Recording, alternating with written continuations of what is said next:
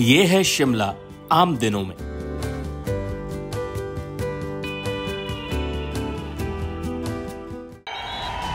ये है शिमला इन दिनों। और ये बैरिकेड को गिरा दिया है।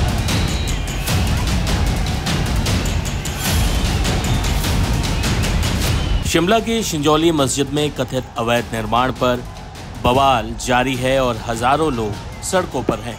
शिमला की वादियों में इस विवाद की गर्मी सड़क से लेकर विधानसभा तक देखने को मिल रही है। आज सुबह से ही हजारों की संख्या में प्रदर्शनकारी सड़कों पर हैं, जिनसे निपटने के लिए पुलिस ने वाटर कैनन और लाठीचार्ज तक का सहारा लिया। पहले आपको ताजा हालात ही दिखाते हैं, फिर इस घटना की बैकग्राउंड में ले चलेंगे।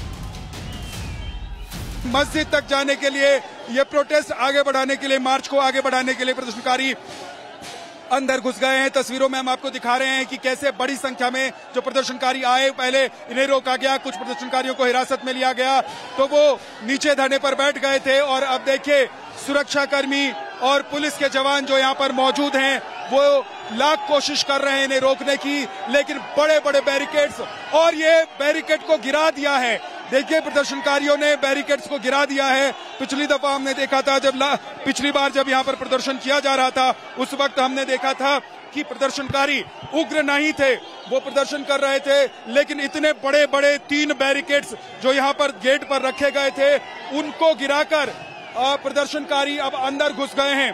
अंदर घुसकर प्रदर्शनकारी अब आगे बढ़ रहे हैं और पहुंचने की कोशिश करेंगे ये प्रदर्शनकारी। पीयूष को मैं कहूंगा कि आप आगे की तरफ आइए पीयूष। और ये देखिए ये ढली टनल है जहां पर ये बड़े बैरिकेड्स लगाए गए थे, लेकिन इन बैरिकेड्स को तोड़कर प्रदर्शनकारी अंदर घुस गए हैं। और ये हजारों की संख्या में जो प्रदर्शनकारी हैं वो अब जा रहे हैं मस्जिद की तरफ। इनकी मांग यही थी कि जो अवैध निर्माण किया गया है, मस्जिद के जो 4 फ्लोर अवैध तरीके से बनाए गए हैं, उन फ्लोर्स को तोड़ा जाए, उन पर एक्शन लिया जाए। लेकिन शनिवार को जब सुनवाई हुई और अदालत ने अगली तारीख 5 अक्टूबर की दी, उसके बाद अल्टीमेटम खत्म होने के बाद प्रदर्शनकारियों ने ऐलान किया था कि वो आज के दिन यानी कि 11 तारीख को विरोध प्रदर्शन करेंगे। हालांकि प्रशासन की तरफ से धारा 163 यहाँ पर लागू कर दी गई ताकि 5 या 5 से अधिक लोग एक जगह इकट्ठा नहीं हो और किसी तरह का प्रदर्शन न हो पाए। लेकिन यह प्रदर्शन न सिर्फ लोगों के द्वारा किया जा रहा है, बल्कि जो बैरिकेड्स लगाए गए थे प्रदर्शनकारियों को रोकने के लिए प्रशासन की तरफ से, उन बैरिकेड्स को तोड़कर प्रदर्शनकारी टनल के रास्ते अब आगे संजौली बाजार की तरफ बढ़ते हुए नजर आ रहे हैं। बता दें कि स्थानीय लोग आरोप लगाते रहे हैं कि बाहरी लोग आकर यहां गड़बड़ी करते हैं। इस विवाद की शुरुआत भी कुछ बाहरी लोगों की वजह से ही हुई। यह विवाद शुरू कैसे हुआ, अब इस पर आते हैं। दरअसल शिमला के मलियाना क्षेत्र में 37 साल के विक्रम सिंह के साथ कुछ लोगों ने मारपीट की। इस झगड़े में विक्रम सिंह को गंभीर चोटें आई, 14 टाँके लगे। शिमला पुलिस ने मामले की गंभीरता को देखते हुए कार्रवाई की, आरोपियों को दबोचा, जिनमें 2 नाबालिग भी थे। 6 आरोपियों की पहचान हुई, जिसमें गुलनवाज, सारिक, सैफ अली, रोहित, रेहान और समीर शामिल। इसमें रेहान उत्तराखंड का है और बाकी सभी उत्तर प्रदेश के मुजफ्फरनगर के रहने वाले। बताया जा रहा है कि झगड़े की शुरुआत गुलनवाज ने की, जो यहां सबको अपना नाम कुणाल बताता था। अधिक जानकारी दे रहे हैं हमारे संवाददाता। संजौली में मस्जिद विवाद से पहले यहां पास में ही मलियाना में, शिमला में ही एक घटना घटी थी, जिसमें एक हिंदू युवक को मारा गया था, उसका सर फोड़ दिया गया था, उसको कई टाके आए थे और उसके पीछे जो लोग बताए जा रहे हैं वो खास समुदाय से हैं। और मुख्य आरोपी जो है वो गुलनवाज अंसारी है। गुलनवाज अंसारी को लोग यहां कुणाल के नाम से जानते थे, क्योंकि वो अपना नाम कुणाल ही बताता था। और तो और देखिए कि आप जब उसके शॉप पर आएंगे, ये बार्बर शॉप चलाता था, और उसकी शॉप पर जब आप आएंगे, अभी फिलहाल बंद है, तो आप देखेंगे बोर्ड पे लिखा हुआ है Aayat glam zone, ladies and gents hair spa, cutting, smoothing, rebonding, straightening, ये दुकान है। अब सोचिए जरा कि नाम गुलनवाज अंसारी, लोगों को नाम बताता है कुणाल, और दुकान चलाता है आयत के नाम से। क्या शिमला में या हिमाचल प्रदेश में नाम बदलकर मुस्लिम समुदाय के लोग लोगों को धोखे में रख रहे हैं और नाम बदलकर क्या यहां पर लव जिहाद भी चलाया जा रहा है, क्योंकि यहां आवाज अब उठ रही है। यहां के लोग, जो स्थानीय लोग हैं, वो बताते हैं कि यहां पर नाम बदलकर ज्यादातर मुस्लिम समुदाय के लोग रहते हैं। तो इसमें कितनी सच्चाई है? कुछ लोग यहां पर, देखिए दुकान पर हम मौजूद हैं और यहाँ पर कुछ लोग हैं। क्या नाम है जी आपका? सर विशाल। विशाल जी। आप यहीं के रहने वाले हो? जी सर, स्थायी निवासी। ये बताएं कि ये कुणाल हो या बाकी जो कुछ मुस्लिम समुदाय के लोग जिनके बारे में अभी मेरी बात हो रही थी, तो वो बता रहे थे कि ये सभी लोग नाम बदल कर रहते हैं, ऐसा है क्या? जी सर, ये सभी जितने भी ये काम करते हैं वो सब अपना नाम बदल के रहते हैं। ये भी कई सालों से यहाँ कुणाल बनकर रह रहा है सर। कुणाल बनकर रहता है। ये पहले सुमटी में काम करता था, उसके बाद इसने यहाँ मैली मल्याना सारे में अपनी दुकानें खोली है। और जो इसके पास लड़के आते हैं वो भी सर हिंदू नाम से ही अपना नाम बताते हैं और होते मुसलमान हैं और नाम हिंदू बताते हैं। सर हिंदू नाम बताते हैं अपना।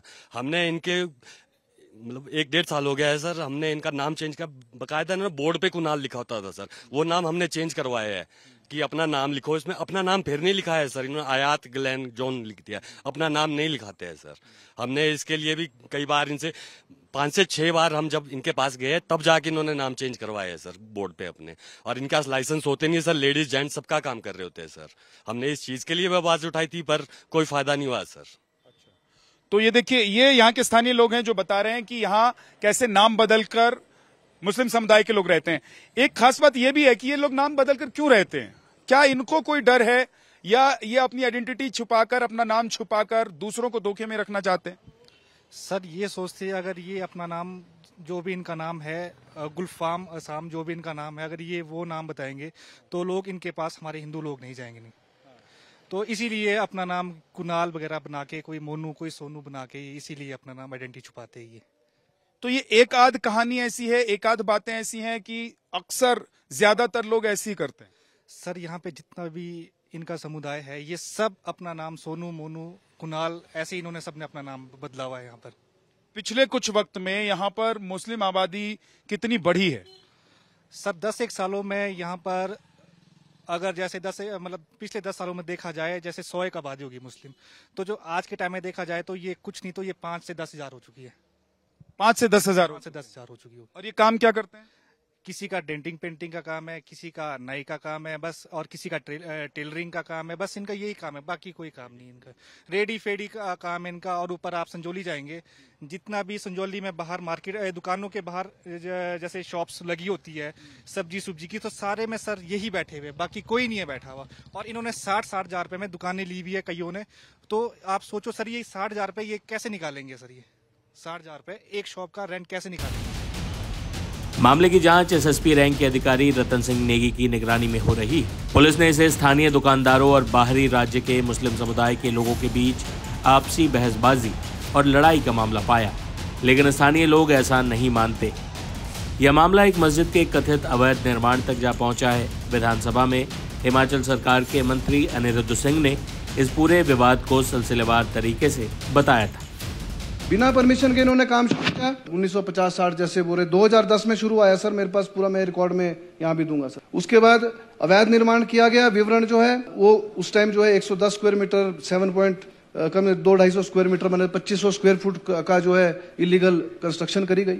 उसके बाद 2012 में पुनः सुनवाई हुई सर, उसके बाद भी ये लोग माने नहीं सर, अवैध कंस्ट्रक्शन चलता रहा। हाल ये है सर कि अगर कोई लोकल आदमी यहाँ पे अवैध कंस्ट्रक्शन करता है तो सेम डे जो है ढारा तोड़ जाता है उनका। शर्म की बात। इसके अतिरिक्त 2000 में सर पढ़ के भी बता रहा हूँ, इसके अतिरिक्त दिनांक 26/6/2013 को मामले की सुनवाई के प्रतिवादी में मस्जिद को एग्जिस्टिंग प्रपोज्ड प्लान्स को मांगा गया सर, और उसमें त्रुटियां पाई गई हैं और फ्रेश ड्राइंग भी मांगी गई। और हैरानी की बात तो यह है सर, ये इट इज इम्पोर्टेंट के प्रतिनिधि द्वारा, क्योंकि 2010 में केस चल रहा था सर, ये नोट करने वाली बात, 2019 में सर 4 अतिरिक्त मंजिलों का अवैध निर्माण हो चुका था सर। 2010 में जब केस चल रहा था तो 2019 तक 4 मंजिलें कैसे बनी सर? प्रशासन कहां सो रहा था? म्युनिसिपल कॉर्पोरेशन कहां सो रहा था सर? क्यों नहीं उसको तोड़ा गया उस टाइम? फिर भी सुनवाई कर रहे हैं कि आपने अवैध जो है कंस्ट्रक्शन करी गई। इसके साथ सर आज जो है, आज रिपोर्ट भी मेरे सामने आई है, आज के समय में 590.82 स्क्वायर मीटर मतलब 6357 स्क्वायर फुट सर अवैध बनाया गया, जो बड़ी शर्म की बात है। लोगों को चक्कर मार। और इसके हैरानी वाली बात तो सर ये है, मेरे को हैरानी है कि 2023 को सर 2023 को कॉर्पोरेशन को पता चल रहा है कि जिसके खिलाफ जो सुनवाई में आ रहा है उसका कोई लेना देना ही नहीं है। बड़ी शर्म की बात है सर, उसका पता ही नहीं है। बाद में वर्क ऑफ बोर्ड तो बाद में आया, पहले तो व्यक्ति के नाम ही केस चला रहे थे। क्या कागज नहीं देखे अधिकारियों ने सर? ये मतलब हैरानी वाली बात है सर। 10 साल बाद उनको ध्यान आ रहा है कि जिसके खिलाफ केस है वो तो प्रतिवादी बन ही नहीं सकता sir, he can not respondent बन ही नहीं सकता। उन्होंने वर्क ऑफ बोर्ड को सर उस टाइम जो है वो ट्रांसफर किया गया। एक और हैरानी वाली बात है सर, मैं ये टेबल पे ले करने जा रहा हूं, जमीन जो है, जो उसकी जमीन बताई जा रही है वो मालिकाना हक जो है हिमाचल प्रदेश सरकार के पास है सर, और उसका सिर्फ कब्जाधारी है।